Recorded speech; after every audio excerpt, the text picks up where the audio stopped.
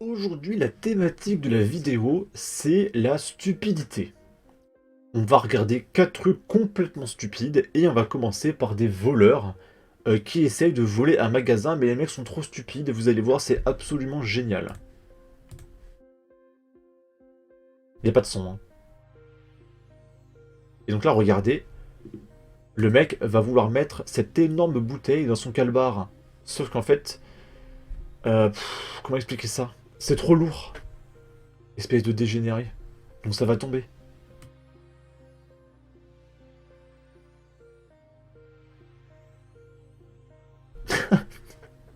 Putain, mais quelle bande de débiles. Des minables, bons à rien, la médiocrité et la bêtise personnifiée. Tellement stupides qu'ils ne sont même pas capables de voler dans un magasin. La chute est grandiose et hilarante. En fait, il n'avait pas besoin d'alcool, il était déjà bourré. Mais il est en droit de demander au propriétaire du magasin des indemnités pour avoir chuté dans une allée non équipée d'antidérapants. Bête à bouffer du foin, les chances pour la France à Macron. Et comme par hasard, toujours la même faune. C'est la faute aux claquettes glissantes et aux caleçons de mauvaise qualité. Ok. Ici, c'est la préfecture de Paris qui veut envoyer les jeunes des cités du 9-3 en vacances, loin du département pendant les JO. Parce que ceux qui sont en règle, ils peuvent pas les expulser. Du coup, on va leur payer des vacances avec vos impôts, les copains. Comme ça, on vire les pauvres, on vire la racaille et tout, parce qu'on peut pas les cacher, parce que c'est trop énorme. Et hop, on va leur payer des vacances à Ibiza, à Dubaï, etc. pendant 2 mois. Hasard du calendrier, d'accord. Oh là, ils vont se mettre trop bien. C'est rentable de tuer des gens. Qu'est-ce que c'est rentable? Ces Jeux Olympiques sont les plus inclusifs de l'histoire. Une promesse martelée depuis l'attribution de l'événement à Paris en juillet 2017 par le comité d'organisation des Jeux Olympiques et Paralympiques, mais qui prend des relents d'hypocrisie à mesure que l'événement approche et que les controverses se multiplient.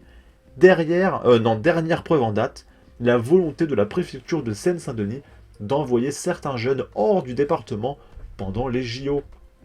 Dans une lettre du 28 mars 2024, adressée aux maires et aux présidents des structures organisatrices de séjour, sur la mise en œuvre du dispositif quartier d'été, la préfète déléguée à l'égalité des chances du 9-3, Isabelle Pentèbre, a introduit un volet séjour. Alors c'est marrant parce que la meuf s'appelle la ministre de l'égalité des chances, et elle est tellement au courant que ces gens-là sont ininsérables en société qu'elle va leur payer des vacances pour qu'ils dégagent pendant les JO. La ministre de l'inclusivité, hein. Donc les gauchistes savent très bien, et ils le savent pertinemment, qui c'est qui pose problème, d'accord? Le document précise qu'une attention particulière sera portée dans la sélection des projets proposant des séjours à l'extérieur du département. Une première qui ne se trouve qu'en Seine-Saint-Denis. Et c'est bien parce qu'il se passe quoi en Seine-Saint-Denis? À quoi ressemble la population de Seine-Saint-Denis? Après peut-être que c'est un hasard, hein. Une coïncidence les copains. Dans les autres départements franciliens, l'ambiance est tout autre. La plupart des appels à projets et des notes de cadrage concernant les quartiers d'été encouragent à promouvoir les valeurs du sport, de l'olympisme et du paralympisme dans les activités proposées.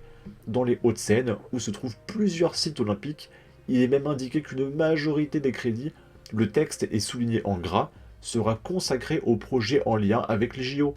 Mais c'est l'appel à projets parisiens qui contredit le plus explicitement l'orientation prise en Seine-Saint-Denis.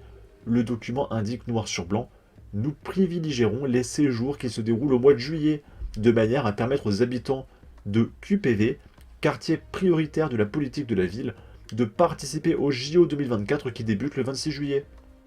Donc, si je comprends bien, c'est aussi pour pouvoir louer les logements des mecs qui sont barrés en vacances. Donc ça va rapporter de l'oseille, d'accord? Interrogé, de nombreux associatifs et élus de Seine-Saint-Denis confirment avoir été incités à organiser des séjours pour les enfants, adolescentes et familles de QPV cet été. Très clairement, le message c'est: si vous partez, on vous finance. Il y a des budgets, les vannes sont ouvertes, c'est le moment ou jamais, explique Bakary Soukouna, conseiller municipal d'opposition à Seine-Saint-Denis et président de l'association Nuage, qui aide depuis 2015 des jeunes à s'insérer socialement et professionnellement. Ok. En plus de toucher de tous les côtés pour foutre le bordel toute l'année en toute impunité, voilà qu'il se voit offrir des vacances. En Belgique et en France, pire tuer, mieux tuer. Il n'y a aucune submersion migratoire et aucune explosion de la délinquance et de la barbarie. Mais il faut les envoyer d'urgence en vacances, loin de Paris pour les JO. Pour ensuite ne plus jamais les faire revenir. À quel frais surtout? Bah, avec tes impôts, mon ami. Ici, on est à Mont-de-Marsan, dans le 40.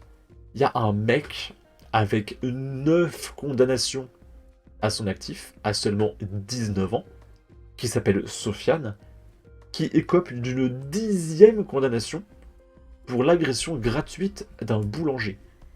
Et vous allez voir la remarque du juge, elle est goldée. Les déclarations de Sofiane sont aussi simples que déconcertantes. Ce vendredi 3 mai, devant les juges montois, il explique « Je regrette ». Laissez-moi une 11e chance, s'il vous plaît, monsieur le juge. J'étais énervé et je m'en suis pris à quelqu'un qui n'a rien à voir. C'est une agression gratuite de ma part. Voilà, il fallait qu'il se défoule. Pull noir, survêt de sport, cet habitant du Peyrois de 19 ans n'en dira pas plus. Le 13 mars 2024, vers 4h50 du matin, avec des amis, il raccompagne sa petite copine. Oh là là, elle a de la chance. Elle a tellement de chance. Dont ils viennent de fêter l'anniversaire. J'avais bu et fumé du cannabis. Une dispute éclate entre Sofiane et son frère. Il décide de passer ses nerfs sur la première personne qu'il croise. Bah oui. Et là, c'est la remarque du juge. Donc, qu'il leur lâche pour une 10e fois. Qui dit « Vous êtes dangereux. » Mec, tu l'as relâché 9 fois. Et c'est la 10e fois où le juge dit « Ah, bah dis donc, vous êtes dangereux. Est-ce que je vous laisse une 11e chance? Seul le boulanger des gourmandises montoises marche le long de l'avenue Colonel Rozanov pour prendre son service. La victime est trouvée. Sofiane va fracasser celui chez qui il va acheter son pain. Lui qui travaille à l'heure où d'autres s'enivrent et pioncent, résume l'avocat de la partie civile, monsieur Frédéric Dutin. La victime essuie d'abord 2 claques. Sofiane est stoppé par ses amis. Groggy, le boulanger de 33 ans, change de trottoir. Il part en courant, voyant son agresseur se précipiter vers lui. S'ensuit une scène de pugilat. Le juge détaille, vous lui faites une balayette, il tombe au sol, vous lui mettez des coups de poing sur l'ensemble du corps, vous la jetez ensuite sur la grille du tribunal. Et on sait pas s'il l'a relâché ou pas. Bon, 9 condamnations à 19 ans, il va être relâché. C'est bon. Il en a même pas 20. La 10e condamnation ne sera qu'un trophée de plus à montrer à ses collègues. Sofiane arrive à 10. Bravo Sofiane. Tu vas gagner un cours d'empathie, un stage de citoyenneté. À la 10e condamnation, il gagne un stage d'empathie, tout va bien. À un moment, à la 3e récidive, 20 ans de travaux forcés, loin de la métropole avec interdiction d'y revenir. Ces types sont irrécupérables et les ennemis de la société doivent en être écartés à jamais. Sofiane fera moins le malin quand le juge va lui donner un rappel à la loi. Les statistiques qui le placent parmi les meilleurs du marché. Il dépasse plus d'une condamnation par an. Un irrécupérable qui s'est lié avec violence. A-t-il rejoint la casse-prison avant de récidiver? À 19 ans, son pédigré nous prouve qu'il a du sang-froid. Ambitieuse, il va bonifier. Et ici, c'est une stat absolument extraordinaire. 81% des Français veulent qu'on incarcère systématiquement les auteurs de violences physiques en attendant leur jugement. Les femmes plus enclines à cette mesure que les hommes. Donc comprenez bien, ça veut dire qu'il y a 19% des gens qui sont contre le fait d'incarcérer des mecs auteurs de violences physiques. C'est... Pardon. Selon un sondage de l'Institut CSA pour CNews, Europe 1 et le JDD publié ce dimanche 5 mai, 81% des Français sont favorables à l'incarcération des auteurs de violences physiques, en attente de leur jugement, tandis que 19% ne le sont pas. Dans le détail, les femmes interrogées se sont montrées à 84% un peu plus enclines à instaurer ce type de mesures par rapport aux hommes, 77%. Et qui sont les 19% qui se disent « Non mais c'est normal de les relâcher ». C'est... Pardon. En revanche, peu d'écart est à constater pour ce qui est de l'âge des sondés. Si les 18-24 ans sont les plus favorables à emprisonner les auteurs de violences physiques en attente de leur jugement, à 89%, les moins de 35 et les 50 ans et plus se sont respectivement montrés pour, à 84 et 82%. Seuls les 35-49 ans sont en dessous des autres classes d'âge avec 76% de réponses favorables. Qu'ils soient de droite ou de gauche, les Français jugent en majorité qu'il est nécessaire de laisser en détention l'auteur de violences physiques alors qu'il attend son jugement. Cette tendance est plus marquée pour les sondés de droite, avec 88% de Français favorables à cette mesure.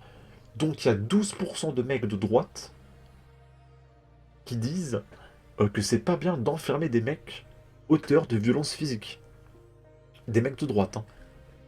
À gauche, les résultats en faveur d'une incarcération oscillent entre 62 et 73%. En fait, ce qu'on devrait faire, c'est que les mecs qu'on relâche, on les met dans les quartiers de gauche, et les prisons, on les met dans les quartiers de droite. Et on va voir, c'est quoi la ville qui va mieux s'en sortir. Selon les chiffres du ministère de l'Intérieur, plus de la moitié des violences physiques sont enregistrées dans le cadre intrafamilial, conjugal ou non, que les victimes soient majeures ou mineures. Ces données sont toutefois moindres pour les violences S, commises majoritairement en dehors de la cellule familiale, 77% des victimes majeures et 70% des victimes un petit peu trop jeunes. Il faudrait construire quelques prisons supplémentaires. Oui, et surtout qu'on les laisse crever en tôle. Bah oui, logique. J'ai un rêve. Ok. En tout cas, n'hésitez pas à donner votre avis, votre opinion, à partager, à commenter. C'est le référencement de la vidéo sur YouTube. Abonnez-vous, suivez-moi sur Twitter. Et à la prochaine pour de futures vidéos. Ciao.